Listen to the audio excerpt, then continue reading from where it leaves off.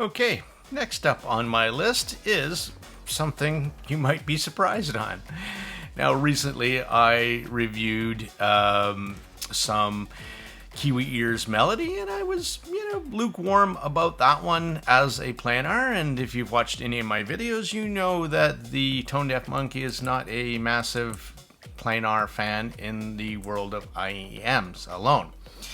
So, along comes NiceHCK, and they provided me with these F1 Pros. I agreed to review these because I looked at the frequency graph and read some early impressions, and they were favorable from people I trust in my circles. And so here we go. Came shipped to me with stock cable and the cyan cable that they do recommend. And we'll talk about that. So this set is $100 US, 99.99 USD without the cyan cable, or $155, so $55 more for the cable. In this kind of like sorry, Kilo, we're making funny noises. In this kind of like 4-core cotton fabric cable. The ends in the picture online look different than these ones. These ones are just kind of like shiny black. It's a nice fabric cable. What more important is sound, and did it make a sound difference? Well, let's go into that for a second. So I'll tell you straight up, this is my favorite planar of all time to date, including the original Timeless and all the other ones I've listened to so far. And why is that exactly? So first of all, let's go into my problem with planars. A couple things is planar sound. Now, the whole idea of planar is phenomenal. And again, my home stereo system uses planar, my car, my headphones, and I know from that they have imaging issues, right? You need to be in the right placement in order to get proper imaging. So that's one. I typically find in planar that the stereo imaging is spot on, but what you get is a lack of depth and height. And I will tell you that this one also suffers from that planar curse. May not be killing this set for you, but I wanted to let you know that this one has that as well. Now, the other problem for me with planar is how fast the driver is. And just because the nature of the diaphragm and how it moves air, it is very quick and articulate. And when it comes to bass, the bass hit in a normal dynamic driver, bass is going out, and if the driver is controlled, it'll snap back. And again, right, how fast and how snappy the dynamic driver is. In planar, it is really quick. I mean, it is ultra fast, and typically the decay, when the bass note hits, it comes back too fast, and it doesn't add all of the nuances into the bottom octave. So kick drums and cello and instruments that rely on bottom end, double bass, they're too quick to give you the correct tonality of the musical instrument. And sometimes vocals as well. Now, the F1 Pro also suffers from that, but not nearly as much as other planars that I have listened to. And where the Kiwi Ears Melody took that too far. It tried to make it too unplanar and lost its mojo. F1 Pro didn't lose its mojo. It has its mojo in tow. I think this is an absolute brilliant tuning for a planar. And that's why, so far to date, it is my absolute favorite planar. It's fast.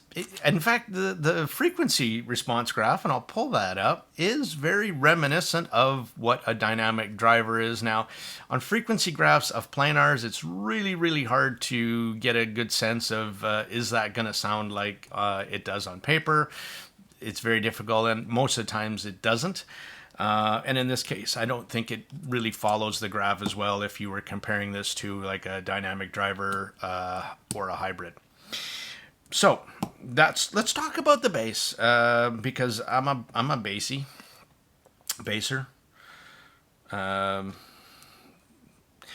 and I love fast punchy bass.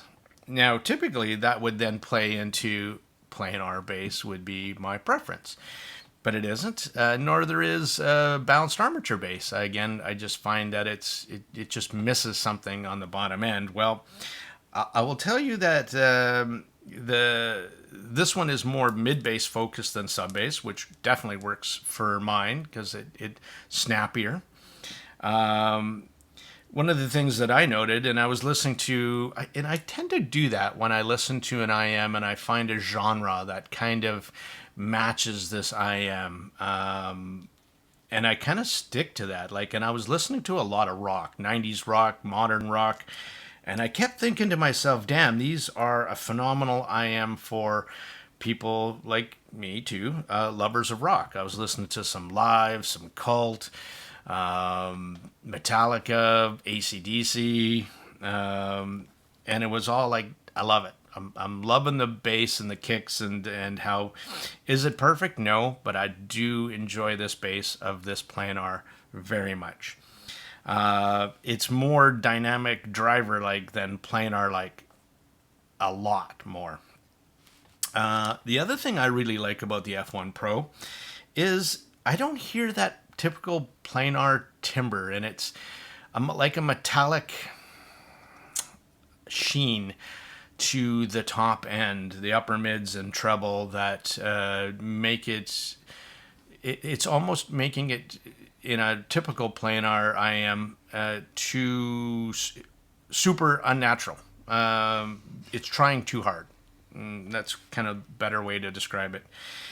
I find the F1 Pro doesn't really have any of that planar timbre. It's nice that way. Thank you. 1,000 times better than a KZ PR3. If you like that kind of planarness, then buy a $30 KZ. It just doesn't sound natural at all. The bass is still fast, punchy. It's just missing that little bit extra note weight that dynamic drivers bring. But the kicks are really nice. It does a nice kick. Mids on the F1 Pro, super clean. They're articulate. They are planar-like, which is a very big compliment because they're super naturally effortless. The way it does it. Male and female vocals were stand out. A great timbre, tonality, like naturalness. Not forward. And that's because of this tuning with the gentle, not giant, that would be the opposite of the gentle pin again. So again, looking at that little bit graph, I'll pull that up. It's not that really sharp upper mids adder in to make mids forward. It's a really nice, well-tuned, presented tuning with and playing. So I think the F1 Pro really played to the planar strengths, but tuned properly to make it unoffensive, but still added in all the special sauce that planar can do, if that made any sense. Well, it did to me. Anyway, highs are very well done too. Tons of sparkle and extension. No problem there with this set. And again, I don't hear some of that old school planar timbre, and that was a really nice treat, and kind of why I put my stamp of approval on this planar. Now, Still suffers again from the planar curse of the stage. It's intimate. It's on one plane. There's not a whole lot of depth to the stage and the instrument placements. You get, your center, your left, your right, things that stand out in the track, but no real depth or height that it's hard to pick out on that. That's my only nitpick. Last point I would make is the cable, the package that they do with the Scion cable. Now, I did listen to it with the stock cable, and I listened to it with the Scion cable.